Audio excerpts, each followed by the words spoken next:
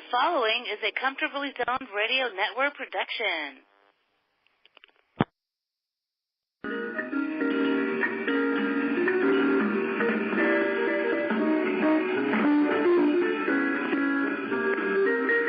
You are comfortably zoned with the Zigzag Man in Alameda, California, pushing on the doors of life marked pull and fighting the unholy trinity as we go.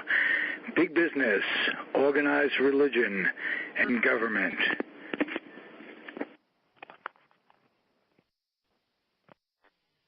We are back, comfortably zoned, with Skip Lockwood from Insight Pitch. How are you this morning, Skip? You know, this has been a beautiful summer out here on the East Coast. We've had one great day after another. A little cookie cutter heat spell will come in the middle of the week, and it'll get hot and sticky, and then it kind of goes away on the weekend, and it's clear. We've had a few storms come through that lasted a day or so, but not much. It's been ideal. Today's mid-80s, not very much humidity. Everybody's down at the beach for the last day of the summer vacation.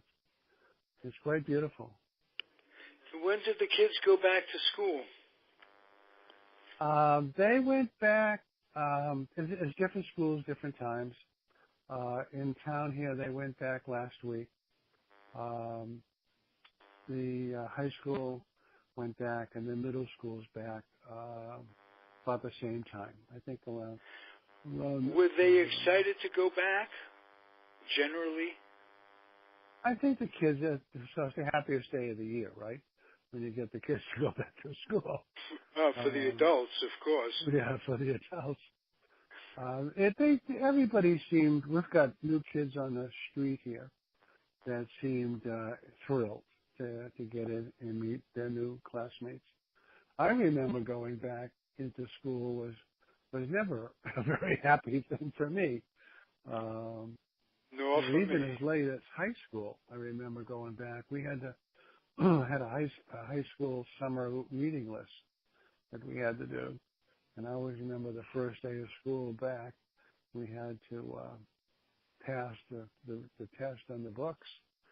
So, well, I'll tell you what. I went to Newtown High School in Queens, New York. They had a high school coloring book list where during the summer you had to color X number of books to come back, and it's different than where you were. You're making this up. I think so too, but nevertheless, as Ted Kennedy used to say, no matter what happened, remember that? He'd always say, nevertheless, get those cameras off my lawn. Nevertheless, you were from Kennedy territory. Were you, as a kid, you were about my age, Nixon and Kennedy debated. Did you instantly pick up on Kennedy? Well, I think he was the first Irish Catholic that was ever elected president, if it serves me right. Back east in Boston, not so much in New Hampshire, but New York and Boston was very much filled with people that had made enormous amounts of money in various, in shipping and at Wall Street and other things. And I think Joe Kennedy, the patriarch of the Kennedy family, had made some money in, I think it was shipping or something that he had done. And in all that, so they had a Kennedy compound. Well, it might have been bootlegging now that I think about it. He did. But that's all right, too. But he had a bunch of kids. I think they had a whole bunch of kids. And yeah. It was when Kennedy ran for one in office, I was, I think, a freshman in high school. And then when he got killed, I think I was sophomore year. For me, everybody remembers the day that he died. It was kind of a big shock to the country yeah, we were in high school. Just to think that anybody would do that. There was so much evil in the world that somebody would shoot the president. It was crazy. It sure changed the mindset of this country. Camelot was put on back burner. And I remember Johnson being sworn in on Air Force One, coming back. They were interviewing him, and Jackie was standing there in the same red suit, that he had been killed in. She wouldn't take it off. She wanted America to remember. And he continued the war. He thought that that's what Kennedy would have done, was continue with the war. So he did everything he could to continue in that war over there. I don't know whether you so many different facets. He was also the one to get the Equal Rights Amendment through. Yes. Whereas Kennedy didn't have the political savvy that Johnson had to be able to deal with the South and the Democrats down there, the Southern Democrats. And things would have turned out differently on a lot of different notes had he not been killed. And it started this Martin Luther King got killed, and then his brother got killed. And we still have this thing going today with guns and what have you. Anyway, on a lighter note, you wanted to chat about labor relations today.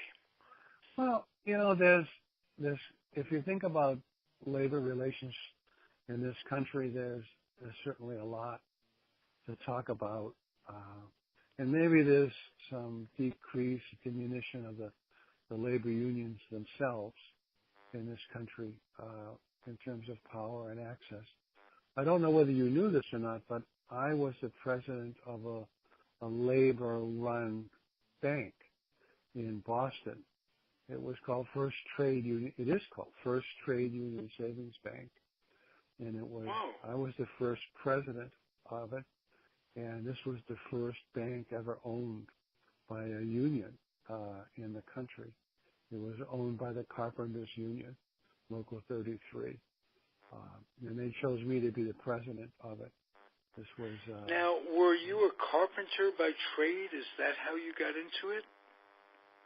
No, I had graduated business school in '83. I had gone into becoming a commercial lender, and then I had been the chief lender at a small bank in Cambridge. And First Trade Union came along, and they were looking for a CEO, but I was very involved in the union in baseball. So they liked the fact that I had union background. I was the union leader of our team in Milwaukee in '72. So you got to know Marvin Miller quite well, I assume. Oh yeah. Oh wow. Yeah. That opens our discussions up immensely. What times you went through. Yes. The critical time of going from being indentured to being free. And wow. What do you remember most about meeting Marvin Miller, and how were you impressed by him? How did that first meeting come about? Well, Marvin Miller organized the players, I think in the early 70s. So we had a union, and we were organized. There was union dues, and at the time, he would have a meeting out in the bleachers because the unions weren't allowed on the premises. of factory workers or where the people worked. So we couldn't meet in the clubhouse. So we used to meet out in the bleachers. And I remember first when I met him, Marvin was a very small man, had kind of a little mustache on the top, and he had reading glasses, and he had a withered right arm. I don't know why or how it got to be what it was, about half the size of his left arm. And Marvin talked very softly and very, very deliberately, almost as if he was whispering. But he wasn't whispering. He just had a soft voice. He had been the union chief at United Steelworkers and had been in union negotiations with across America in steel mills and everything. Here's some baseball players standing in front of him that are organized but loosely connected and not very committed to this union at all. And he told us that the contract that we had, that was the part of the Major League Basic Agreement, was flawed, and that in it there was troubling terminology that for the owners, and also there was terminology that would, if you interpreted it strictly, or for a judge to interpret or courts to interpret it, would give players rights and privileges that they never thought of. They never really exercised it. That nobody had ever challenged the contract. And he would say this to us, and everybody would shake their heads and yes, and some would say ask questions and everything, but nobody ever thought about challenging that contract until 1973. 73 or 72. It might have been 72. And we had a problem coming north to play the season, and the players struck. Now, I was the player agent for our ball club, for the Brewers. Player rep. I was the one. Player rep, yeah. So I was the one that had to come in and get a vote from all the ball players as to what we were going to do and were we going to strike or what was going to go on. And you had to tell them that you weren't going to get paid because that's illegal to get paid in a strike. No, and you can't get back pay, evidently, in a strike settlement. So I believe we were looking to have the owners release some money to our pension plan. I think it was $500,000. I don't think it was a lot of money. And I believe the strike happened in March or April, and everybody went out on strike. Now, this is the first strike in baseball, first strike, I think, in the history of professional sports. And it wasn't, not everybody wanted to do it. And not everybody wanted to give up their salary because you were going to lose your salary. There were several players that crossed the lines and were going to stay and play anyway. But it was Reggie Jackson and, as I remember, Chuck Dobson, who were very influential and determined that the players would stick together and have unison. And later on, I believe Willie Mays joined in and endorsed the union contract. And I remember Roberto Clemente saying something positive about the strike. It was very difficult at the time. In 72, I think I was making maybe 14.5 $15,000. And we don't get paid in the winter, Ralph. So we would only be paid when the season started until the end of the season. And we wouldn't get paid in the off season.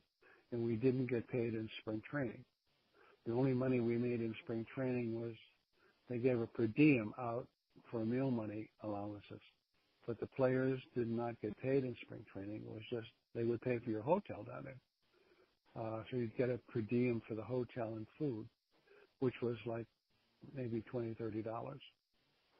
But nobody was getting paid. You only get paid during the season. And I remember the strike coming. It was at the beginning of the year, and I don't think we ever collected a paycheck. Maybe we had gotten north. I remember talking to the guys in spring training, so maybe we didn't even start the season. It was a terrible thing. We didn't have any money. You know, a lot of the players were taking buses to try to get back from Florida because they couldn't afford to fly. Whoa. They didn't even give you plane fare to get from spring training back east? On a strike. Oh, no. No. Okay. I meant the union. No, the union didn't have money. We paid our union dues, but I think the union dues were $45 a year or something like that. There wasn't a lot to it. You know, Skip, that said union is now like $2 billion worth. That's how many dollars they have in assets. $2 billion. They're the biggest union that's left. They're the most powerful union in our country. I attribute that a lot to Reagan shutting down the flight controllers. But notwithstanding, you were in it right at the beginning. Along with Kurt Flood, I'm sure that played a big part in it. There was a lot of players. I wasn't very senior. I was a third-year player, so I didn't have a lot of seniority. I think I got to be players rep because nobody else wanted the job, quite frankly. And I was just carrying water for the union and what they had to say. I didn't know whether we should strike or shouldn't strike. But the players were very adamant. They felt they were getting a raw deal. I remember meal money back then was, I think, $35 a day on the road. The minimum salary had gone up to $12.5 or something like that. A category leader, if you led the league in home runs or if you had 20 wins or Cy Young Award winner, you might get $45,000, but I don't think there was anybody that was making 100 at that point in time back in the early 70s. And then we went through maybe a Mantle or a Mays, that type of thing. Well, wasn't. I think Babe Ruth got some money, and they said, "Well, Babe, you're making more than the president," and he said, "Yeah, I had a better year." That was I think that was Herbert Hoover, if I'm not mistaken, and yes, indeed, he had a better year. There was 8 strikes, eight stoppages. So there's been lockouts and strikes. It has been very acrimonious between the owners and the players for a good long time. There was a lockout in '73. There was another short lockout in '76. There was a strike early in spring training, you might not even remember, in '80. And then there was that big long strike in '81 that took most of the year. Right. Each one of these things were catastrophic for the players. Now, I'm sure you're saying, well, they brought it on themselves. You know, this is something that was festering, and players were, you know, getting released just before you qualified for the pension plan, and being sent out if you didn't have any kind of multi-year contract. I mean, the players were really treated poorly. The conditions in the minor leagues were terrible. Even the conditions in the major leagues. In terms and of without your traveling. freedom, you could come into organized baseball, be an outfielder in the minors, playing behind Mays, McCovey, Lou. You could be in the minors for 5-6 years and never get the chance to play for anybody else. They own you, and your career could be wasted. So at least now, the rights you fought included a player after 4 or 5 years, he can become a free agent, and he can sign with, they have all these rules. They have the free agent draft, Rule 5. Never had that before. It has to be freeing. It was like playing under totally different circumstances once free agency came to be. Am I correct? Oh, there's no question about that. Free agency and salary arbitration were the two big changes that came. I think it was the 76 lockout where the reserve clause was challenged. Messerschmitt and McNally became free agents as a result of that. So there was two things that happened. One is that major league players now had, with restrictions, a chance to get a market rate of return for, if you're a shortstop, you're going to know what other shortstops make. 2, you're going to be able to negotiate a salary commensurate with your ability and with what other shortstops make. So that was the salary arbitration component of it. And the second thing was if you didn't like the contract and you wanted to become a free agent, there was a way that you could become a free agent. Certain number of years in the league, and you vested if you had, 10 years. There was a bunch of different caveats. The expression, you play out your option, so to speak. Right. It almost became lingo through, used in regular terminology in life. Well, I'll just play out my option. Never had that in baseball before. That was a big one, I'm sure. I think it changed everything.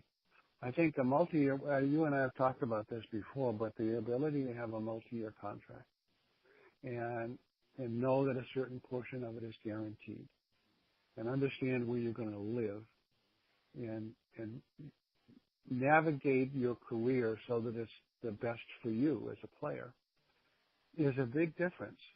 When I hurt my shoulder with the Mets, I was under a 1-year contract. There was nothing waiting for me at the end of the year. There was no limousines to take me home. There was no money coming in. I had a hurt arm.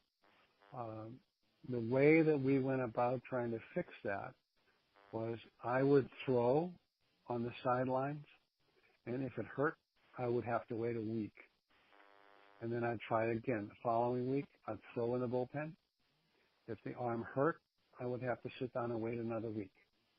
That was what the doctor, I won't tell you who it was, that was who the doctor said with the Mets. That was the way I went about it.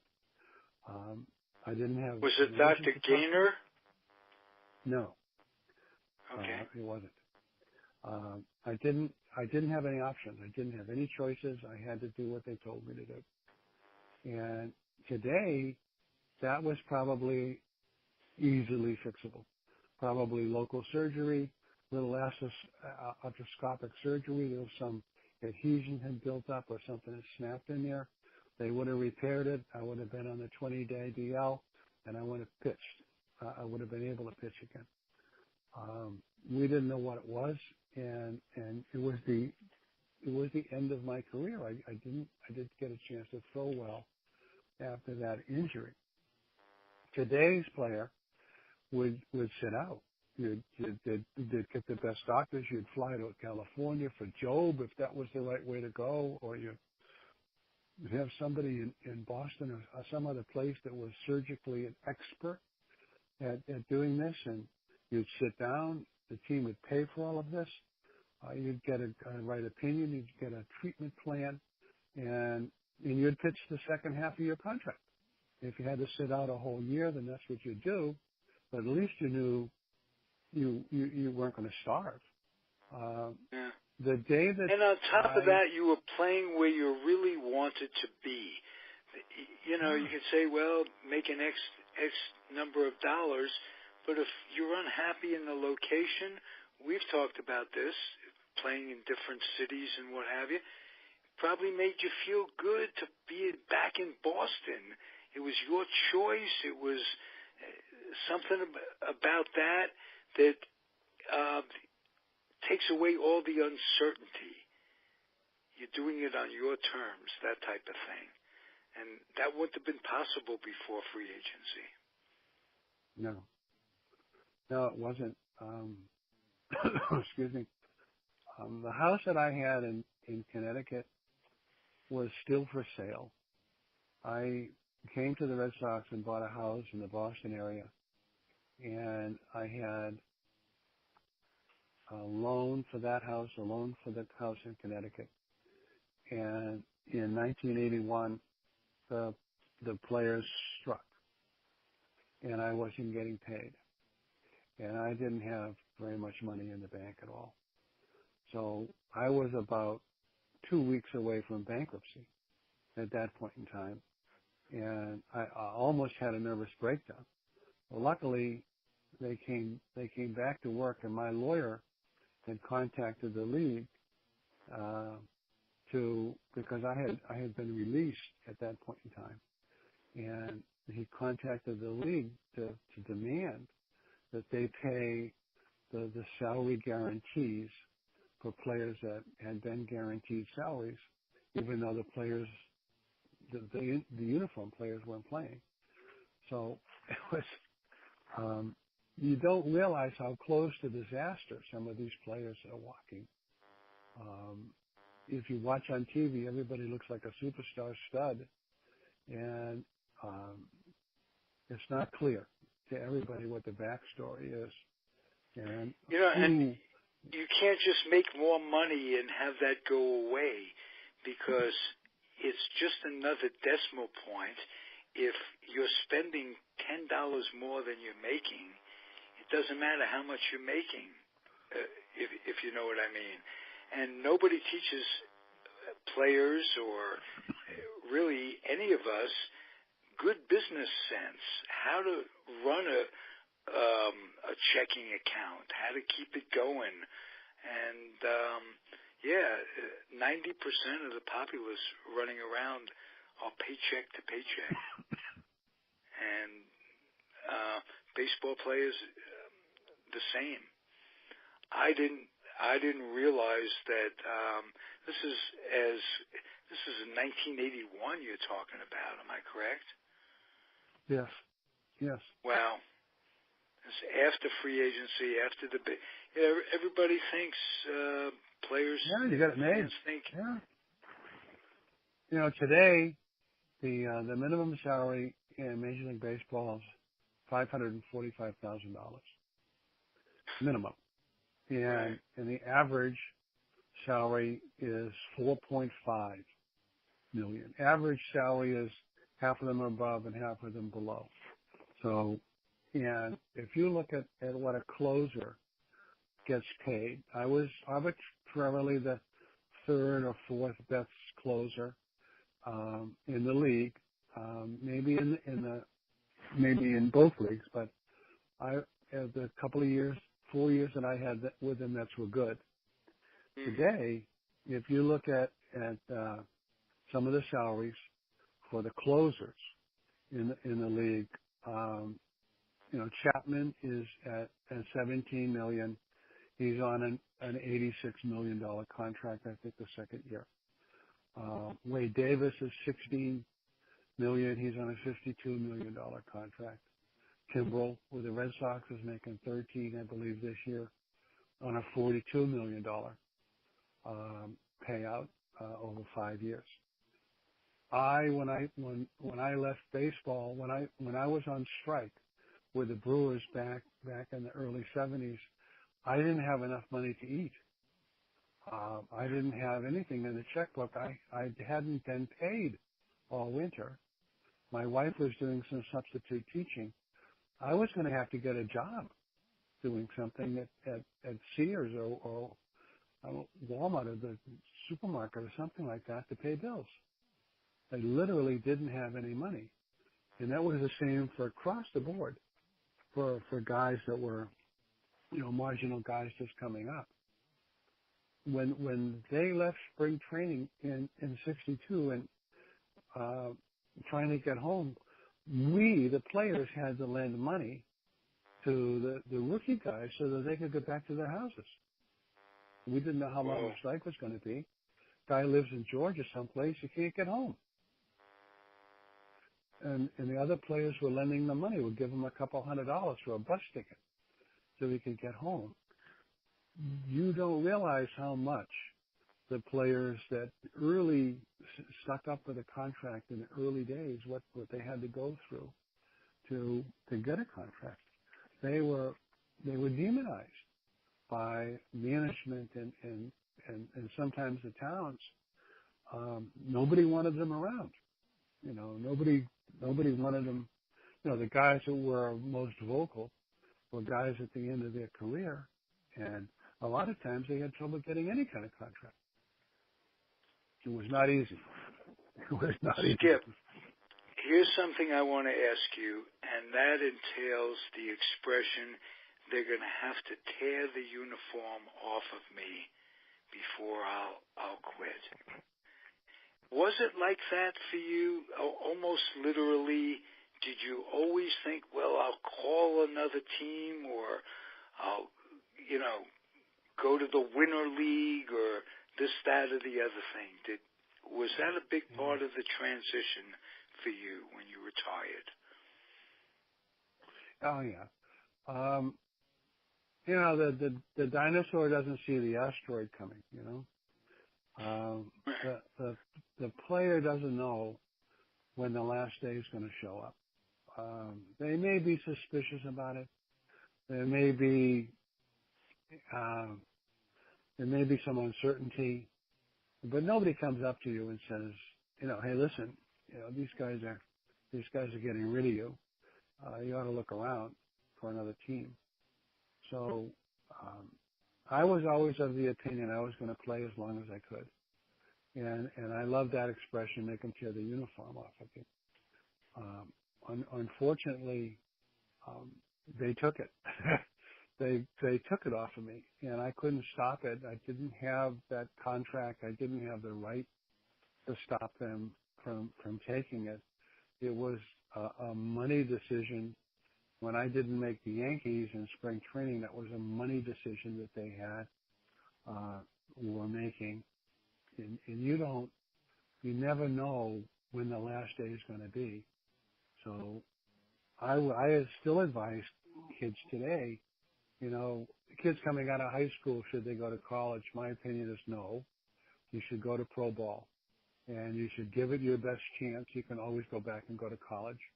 If you get a chance to put a professional uniform on, put it on, and keep it, and wear it properly, and keep it on as long as you possibly can. If they make you take it off, you call your network of friends, managers, owners, try to get another one. Try to, know the ins and outs so that you can have somebody to call. I did not want to give the uniform up, and the day that it happened to me, I ended up in the hospital with the hives. I was so nervous. I didn't know what to do. I panicked. I didn't have a uniform anymore. A very, very traumatic day in my life when, for the last time, they come and get that uniform, and you have that sinking feeling. Yeah, I'm not going to be able to get back in the clubhouse anymore. This is it. Wow. Skip, you show your vulnerability as a human. You are so communicative. I really enjoy doing this, Skip. Thank you very much for chatting with me on a regular basis. This is great. Happy Labor Day. Hope you're doing well. Happy Labor Day to you, sir. You stay well. We'll do it again next week. Thanks. Be well. Bye-bye. Say hi to Kathy. I sure will. Bye-bye. Be well. Thanks for listening, everybody. Comfortably Zoned Radio Network. Adios.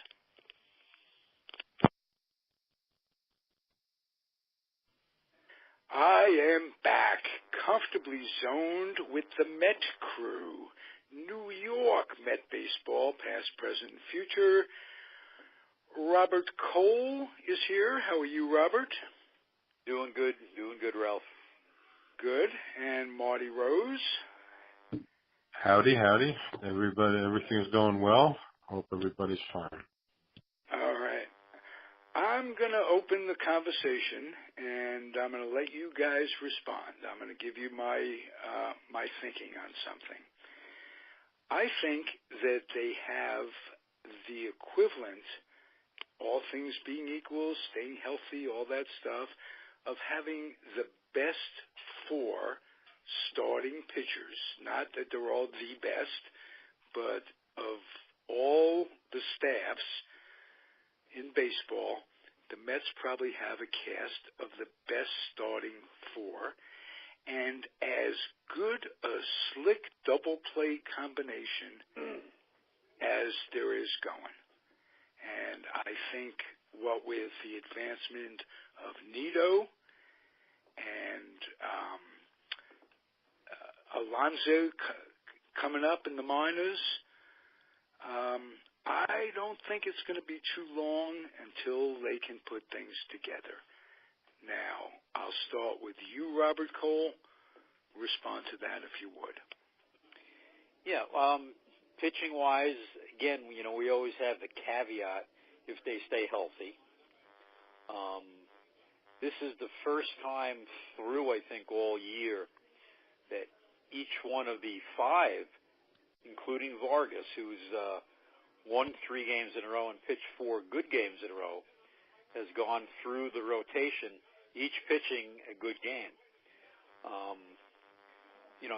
They certainly can keep that up, and I'd have to agree that if healthy, they probably are one of the, if not the best, like you said, 1 through 4, but I'd even throw Vargas in right now as a 5-man staff if he continues.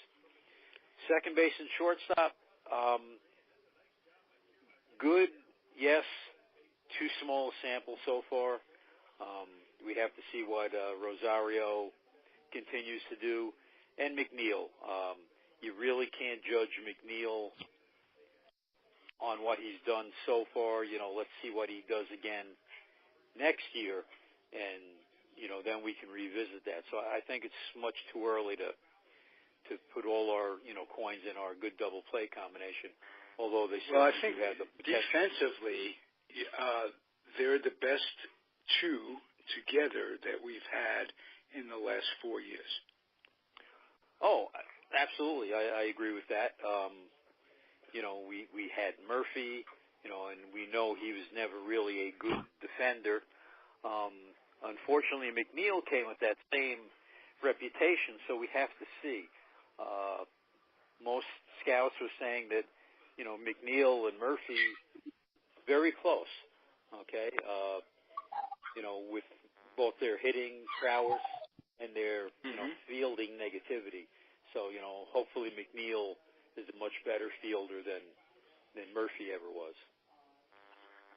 Would have to be, although, boy, I'd sure like that bat. I know there's really no place for him. But what a utility guy that would be if it all comes together at the other positions and this, that, and the other thing. Yeah, like I replied to you online, Ralph. You think he's a DH waiting? In the American League, absolutely. I'd be surprised if somebody doesn't sign him. The Cubs just using him for his bat right now. They're trying to win the World Series, and then, they're not going to try to re-sign him, I don't think. And as far as the Mets go, I've heard online a couple of people saying they should sign him and, they should put him at first and trade Alonso. No way you do that. You already had that ship, that ship sailed, now you have to go young. Yeah. Well, it's nice to get him out of the division one way or the other.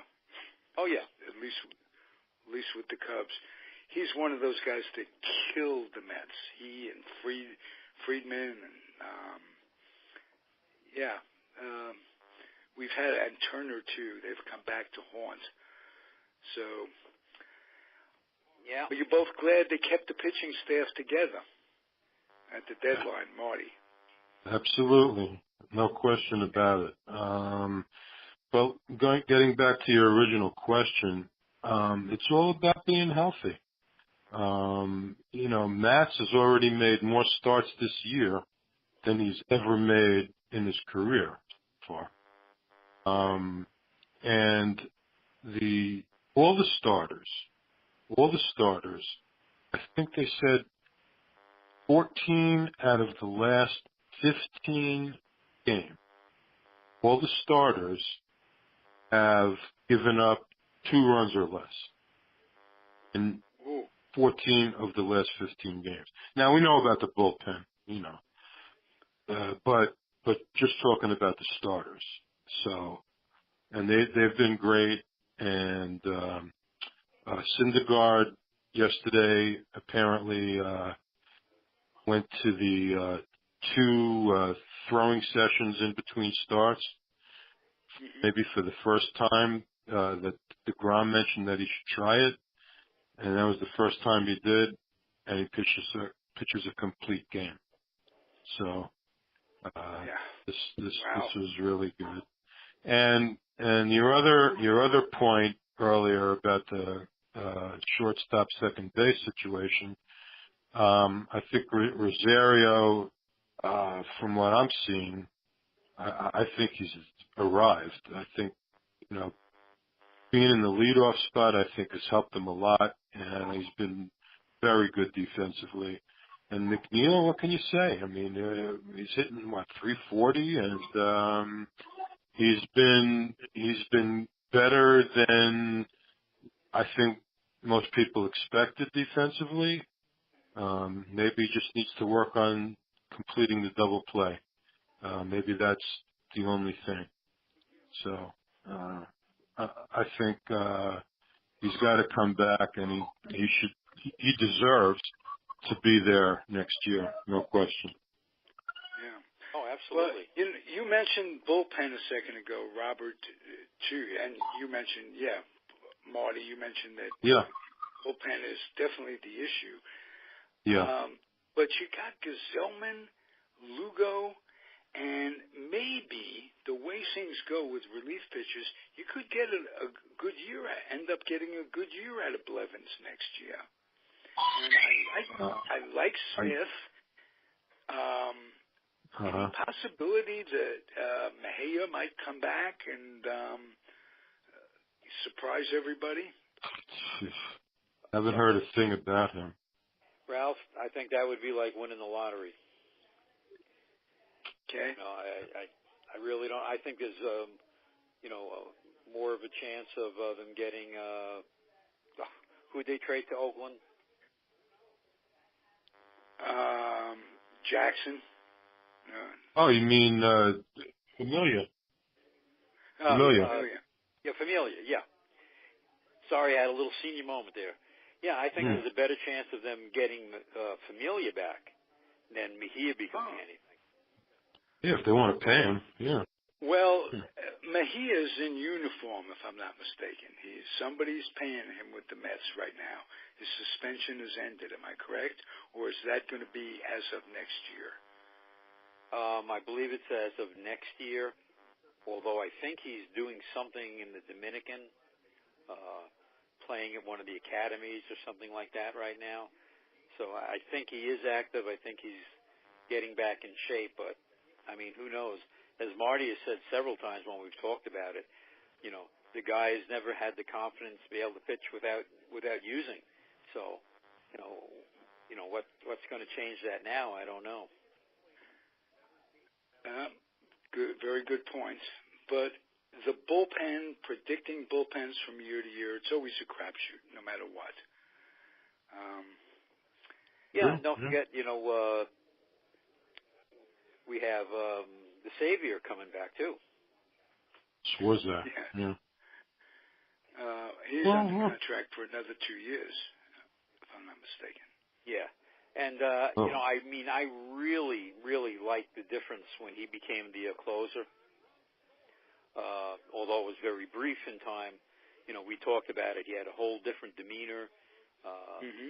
He had a whole different way about him. So, you know, yeah, you know, come back from the injury, show that you're healthy, and maybe he's the guy. You know, I mean, that could make a big difference. I looked up today, and Nito was up playing catcher. Yeah, he's done well. Oh, yes. Yeah. He was up because Plawecki was out on his wife had a baby, so he was out for a few days. That's why Nito was up. Now he's back. So they got 3 catchers, and now they brought Dom Smith back, and they brought Reinheimer back, you know, because the roster's expanded. So they got a couple of more guys. That's it. And by the way, just by the way, today was the last day that the Las Vegas team played. They played their last game, and over to Syracuse. Alonso hit a walk-off mammoth home run. And he ended up 285, 36, 119 for the season. Wow. Yeah. Wow. 119 in the minors is like 140 in the majors. Oh, yeah. Because of the extra time, the extra games. Yep. Whoa. Yeah. They got some heat for not bringing him up, but anything, you know how business is, keep that clock running. I don't think he's on the 40-man roster yet. No, he's not. He's not. No, and he doesn't have to be till next year. But they did say he's going to the Arizona Fall League. He is doing that. Good. Yeah. So. I can't blame the Mets for that. You know, for not wanting to start his clock early. Every team has done it. What they'll probably do next year, even if he's ready to make the team out of spring training, he'll start the year in Syracuse for 3 or 4 weeks, and then they'll bring him up. The Rays did it with Evan Longoria. The Cubs did it with Chris Bryant. I mean, it's done by every team, you know, just to try to slow that clock down. Yeah, can't blame them one iota for that. Not for that, especially at the end of this year, they're not going anywhere. No, and Bruce, he's not on the 40-man. I mean, if he was on the 40-man, okay, then there's an argument that, you know, go ahead and bring him up, give him a little look-see. But he's not on the 40-man, so, you know, why rush that? And Bruce is going to be playing a lot of first. They said something today that he's going to work with Keith Hernandez. Keith agreed to it. Good. Beautiful. Keith agreed to it, so yeah, so that's going to be beautiful. So we joked about that, about Alonso maybe getting with him, but why not go with the veteran right there? That's beautiful. Well, right. And I would hope that they bring Hernandez to spring training. You know, I mean, that's a perfect time. Bring him down to spring training for a couple of weeks. Let him work with Alonso. You know, let him work with Bruce. You know, nothing wrong with that at all. You know, somebody's going to be working with him in Arizona. I don't know who they've got out there, but you know, I'm sure that's what they'll be doing. Yeah, nice problems to have, because you could teach fielding a lot easier than you can teach hitting. Yeah, and if the guy's already a hitter, sure. Mm-hmm. Yeah, Yeah, footwork and positioning and all that. That is very important. Oh, yeah. Yeah. Conforto is starting to really show some punch. I think he hit his 20th home run today or yesterday. Yeah, yesterday. Yeah, he did. But I don't know. He's got to He still learn. can't hit lefties, right? Oh, he can't hit lefties, and he has a hard time with the breaking ball. And he's batting cleanup tonight against another lefty, I believe. I don't know why they bat him cleanup against a lefty. Not that they have anybody else to do that. There's so many left-handed hitters in the lineup. So. But he can certainly hit the fastball. I mean, Yeah, no question. He can dead hit the fastball, but it's just he looks so bad on curveballs sometimes. Okay. Has Cespedes on for his second heel surgery? I have not heard that. I haven't heard it either. When they did the first surgery, they said the second one would be, I think, 2 months apart. So, okay. I would say maybe another 3 weeks or so. All right. He's definitely, even if he comes... Prognosis of when they think the timetable might be to get him back for next year. It's not going to be before the All-Star break, Ralph. No. I think no way. You're talking mid-late July. Yeah. Oh, wow. At best, yeah. Okay, well, that could be a pleasant boost to them. They're weak in the outfield in terms of depth in the system coming up. Well, we got Lagares coming back again for the 19th time. Right. Off an injury. Hopefully he can last more than 10 or 15 games next year. Right. I still remember him being so healthy that year. I don't know if he won a Gold Glove, but he was a contender for the. He did win it. Yes, he did. Yeah, he was a terrific outfielder at the. And I don't know. Who can you blame with injuries?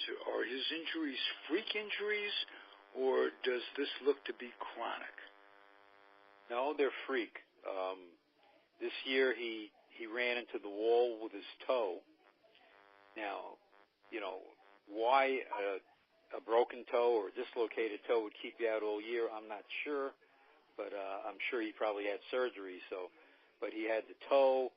He made a diving catch one year. That put him out. I think he hit a wall another year. That put him out. Yeah, it's always trying to make great defensive plays. Right. And that's every single injury of his. Yeah. In a way, you got to love a guy like that. Well, yeah. Puts if it he's all brittle. out there. But he's not pulling any hammies. He doesn't have chronic leg problems like Cespedes does. Mm-hmm. So maybe he could come back. Who knows? Nice. I mean, he would definitely be their best defensive center fielder. Yeah, he's How coming does back. their budget look, and what's the word on right? Is there any chance of him being activated, even for a ceremonial thing in September? Or will that screw up the insurance? I think that would screw up the insurance. I think, until he actually can play, I don't see them doing anything ceremonial just to get him one game, if it's going to mess up the insurance. I mean, we are talking about the Will Ponzi's here, counting their pennies, so. He seems confident, though. He does. Well, the biggest thing about David Wright, I was reading about it and stuff like that, is it takes 3 to 4 hours to get him ready to play. Okay, when he's rehabbing, he's got to get there way before. He's got to do stretching exercises, get massages. They have to tape him up a certain way. I'm surprised the guy still wants to try. Yeah. I think before the year's over that they will activate him. I think they will. Just maybe to get some fannies in the seats. I know he wants to do it because his kids have never seen him play in a major league game. That was important to him.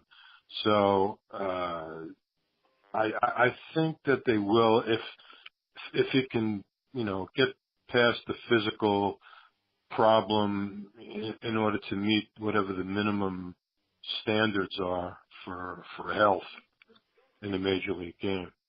Yeah, well, I thought that Mickey Callaway said something strange the other day that, he did. Although he was cleared to play minor league baseball, he's not up to the standards of playing major league baseball. He did say that, yeah. Yeah, and that made me scratch my head.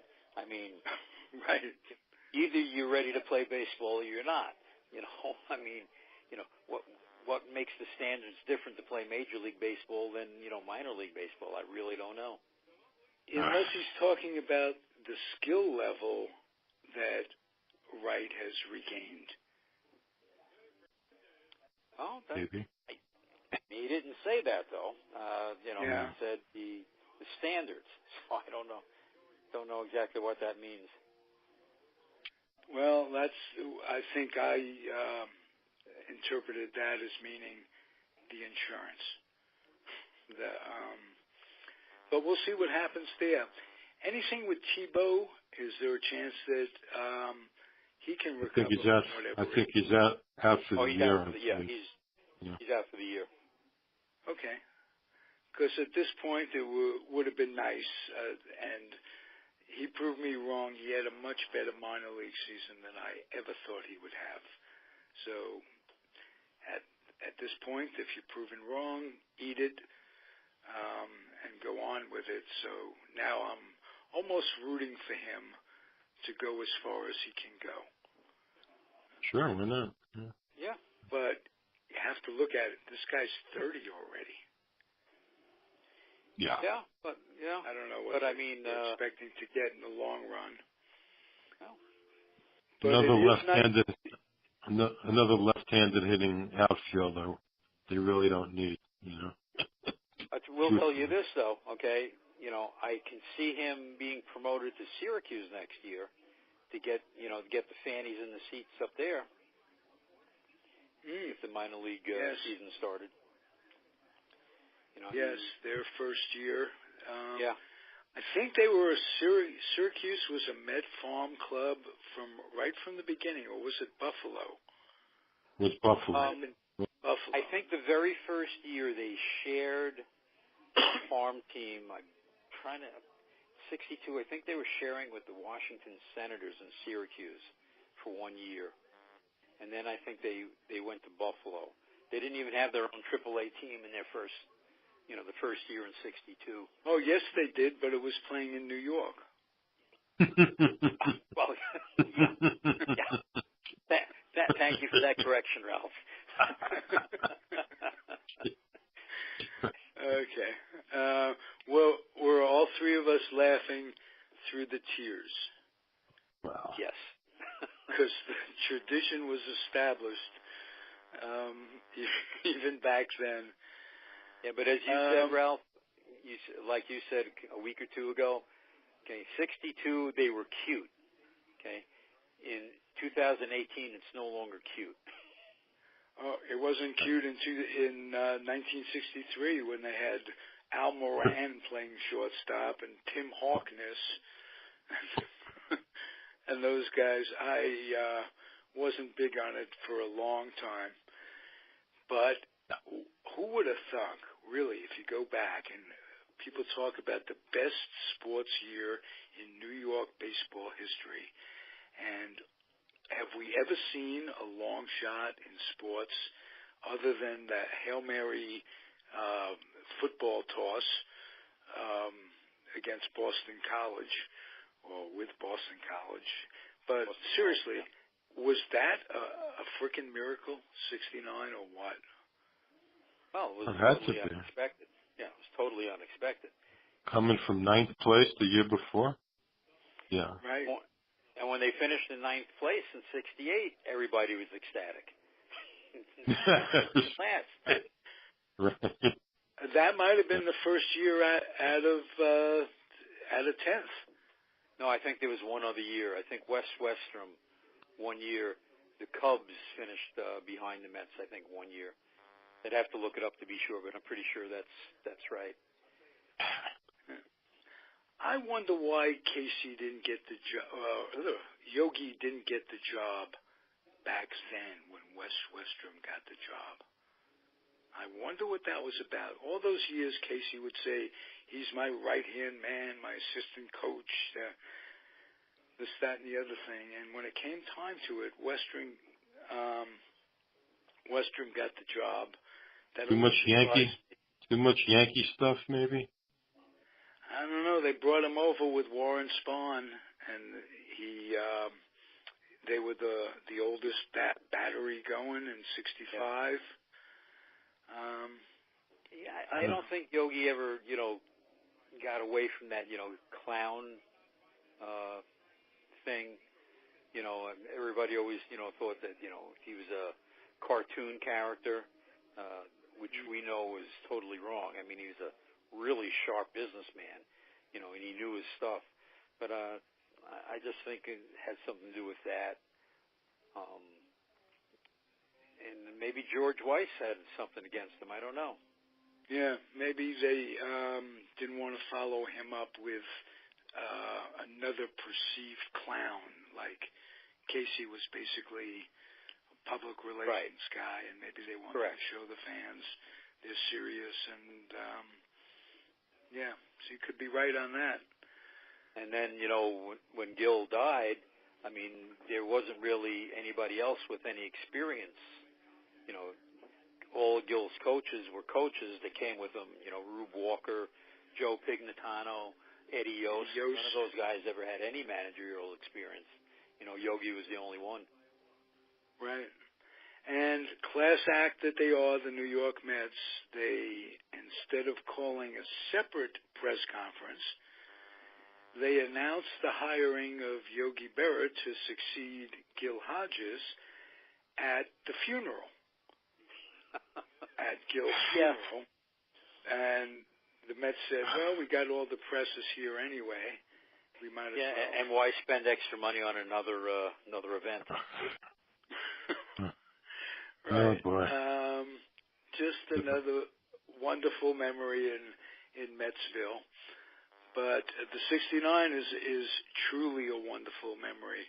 And that comeback, we'll talk about that more on a later show. This is terrific, guys. Anything that you guys want to say that gets out of your craw, so to speak, about what's going on? I'll start with you, Robert. Well, as I've repeatedly said, it's the general manager thing with me. Why it's taken this long to even, start a search and, start this whole thing. I thought it was ridiculous to begin with when they named the three-headed monster. I still think it is. And until they name somebody, there'll be a joke, still be a joke. How can you They operate? should have done it when decisions were to be made at the trading deadlines. That's when they should. By then they should have had someone in place, even if it's temporary, a temporary general manager, and they announce him as that. One guy making the decisions. Could you imagine a last-minute phone call? Oh, wait a minute, I got to call the three other guys to make a decision. And like Marty says too, and then did those three guys then have to call Wilpon to ask permission from him? Yes, yeah, absolutely. So to ask the kid where baseball decisions being talked about by three baseball guys, and then you have to ask the guy, well, how much more are we going to have to pay this year? What's the crazy? Yep. Yeah, so that's, you ask me what's in my craw, that'll be in my craw until they name somebody. Good. Thank you. Marty, what's in your craw? I don't know. I think the lack of something you mentioned earlier, the lack of outfield prospects and general team speed. I mean, these guys are very slow out there on the bases. I mean, they have nobody besides, Rosario, and, McNeil looks like he can run a little bit, and maybe Nimmo, but outside of that, boy, no speed at all, and, they really need to work on improving the outfield prospects in the minors. That's a big problem, and you can tell by just the lack of runs being scored. How many times are they scoring no runs, 1 run, 2 runs, 3 runs max? I mean, when you have your starters giving up 2 runs or less in 14 out of 15 games, and you should be winning more games. Just too many games with lack of scoring. They got to improve the hitting someplace. I'll tell you what's in my craw. That it was allowed to go on when they were having like an 0-30 June or July, whatever the hell it was. I guess it was June. And yeah. Were they 15 and 15 instead of basically 0 and 30?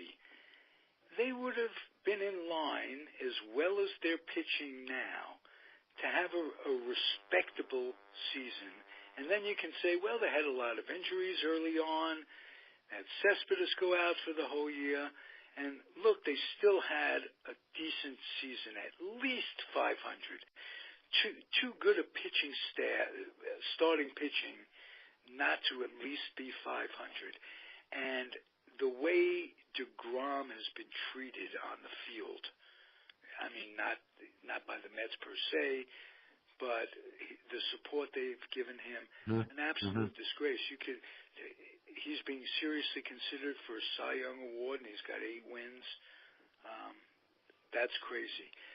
Yeah. It should not have taken that long to get them out of that incredible funk that saw them losing more in a month than they ever lost. All these years, they never had as bad a month. And I don't know what could have been done at that point if firing Callaway would have been it and get some guy in to Larry Bowa type or whatever. But that was too much to take.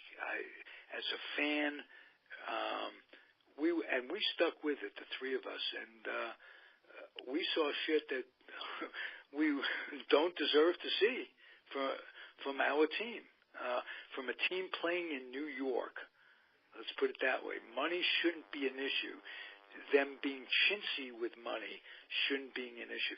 They have potentially the second biggest money toll franchise coming in, just given their locale.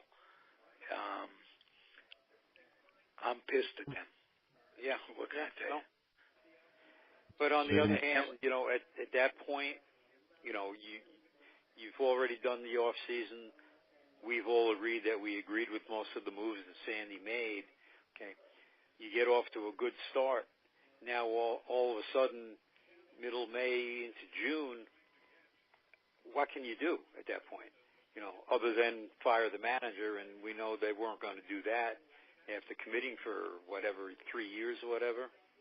Oh, yeah, they're not going to fire him after this year. He'll be back for sure. And at this point, I think he deserves it. He's turned the pitching staff around a little bit. I don't think he was to blame for Harvey. I think Harvey was a head case going in. And I agree. He was giving them problems long before Callaway came on the scene. But, what did they have Cespedes for? 12 games, 15 games? Okay.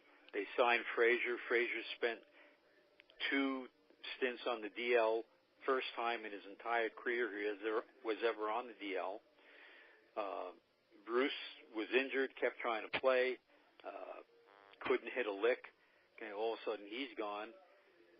Lagares got injured very, very early. It's just, both their catchers got hurt early. Vargas was absolutely horrible. Yep. So it's hard to say what could they have done. What could they have done? Yeah. Hey, it's kind of funny. We've had conversation from the heart, and I was hoping going in thinking going in, not hoping, that this would be kind of a positive show, because they have been playing considerably better ball recently, and we should give them a little kudos for that. Oh, absolutely. Sure. And I think we have. Most of the talk we're doing right now is more of a positive nature. As far as what sticks in our craw, yeah. Oh, no, I'm not criticizing us in any way. We speak from our hearts, and it's you can't fake that. So, but one thing you have to promise, Ralph, you can't play back that show when the three of us made our predictions on how many victories they were going to get. When they were 11-1. Well, even before that, we first. I think Marty was the most realistic of all of us, and he was. I'm always Pollyanna about stuff. I put a post up there today. I do think they have the best starting four, and I could say five now after our conversation, Robert, about Vargas. They've probably have the best starting five in baseball. And frustration comes in. They're 14 games below 500. Frustrated with the season. That's all. Yeah. And the reason I'm optimistic is, again, I would say the chances of us being hit, just the odds of being hit with as many injuries next year as we were this year, last year, and almost the year before. It's been that way since Darno and Blevins went down in the same inning 3 or 4 years ago. So, yes, I'm frustrated, but optimistic by thinking that the law of averages is going to catch up with us. And depending on what they do in the off season. Once again, Ralph, don't play that first show, because all three of us said, well, we couldn't possibly get the kind of injuries this year that we had last year. Right. Well, actually, I am replaying. This is the same show. We said exactly the same thing. So basically, we're repeating ourselves, but we're hopeless optimists sometimes, and I just want them to stay healthy between now and the end of the year. One thing about Wheeler, since they did not trade him and he's got 1 year left before he's free, you think that they're thinking about giving him a contract or offering him something? I would hope they would. The way it usually works is you talk a little bit and you try to get an idea if he's willing to come back or if he's going to, go for free agency. Most of these guys will tell you pretty much. And if he's opting for free agency, well, then maybe you think about trading him. Well, if they're going to do that, then it would be like, late in the season next year, when his contract is running out. If they don't want to pay him, then they can send him to, a team that's in the hunt, before the trading deadline. Yeah, but it's all four pitchers fall into that category on some level or another. They have to think about DeGrom extending him. Yeah, but one year at a time. I mean, Wheeler's coming up next year. The other ones aren't coming up for a few years yet. Okay, even Thor. I think out of that group of the young pitchers, I think he'll be like the third guy. I thought DeGrom was going to be up before Wheeler, actually. No, DeGrom's still got a couple of years of arbitration. Oh, does he? Okay. Yeah. Yeah. Wheeler's. Hey, hats off to him from all three of us. What a pitcher. Oh, yeah. Unbelievable. Incredible numbers. Seaver, good and like. At this point, Marty said a couple of weeks ago, he's on a par with Kuzman in terms of all-time rating. And he's got a bullet. This guy's going up fast. It was nice to see him frustrated a couple of weeks ago and just kicking things around and showing that it's not okay to lose every freaking time you give up one run. Oh, yeah. And I think after that, he put a little spark into them. That's about the time they started playing better. I remember he went into the dugout and he was pissed. Yeah. Mm-hmm. I think there was a bad call, a bad umpire's call, if I'm not mistaken. But he didn't get a strike call. That's against the Giants. He didn't get the strike call, and then he wound up giving up a double to Bumgarner. Right. Yeah. Right. Yeah, that was terrible. So, well, let's say this: it's been an interesting year.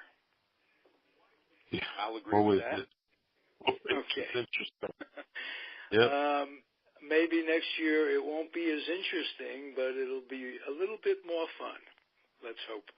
And hope so. Let's see what happens between now and the end of the year. I think if they can put together some wins and the double play combination continues to click, we'll have reason for optimism. Yeah, I'd really like to see them get a couple more wins for DeGrom also, because he absolutely deserves the Cy Young. But I don't know if he gets at least in double figures, then you can consider it. I don't think they could give him the Cy Young with 8-9 wins. I just don't. Yeah. But kind of with agree deserving with you, but not. But get him 10-11 wins, then you could say, well, look how they supported him, blah blah blah. His numbers are phenomenal. Yeah.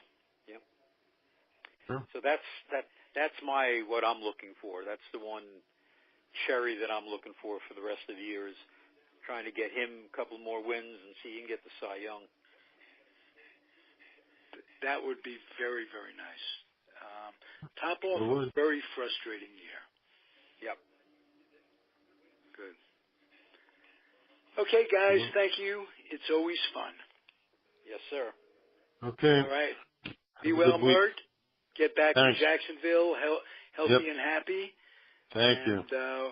We'll see you soon. Okay. Adios, everybody. Good week, guys. Thanks for listening. Good night. Night.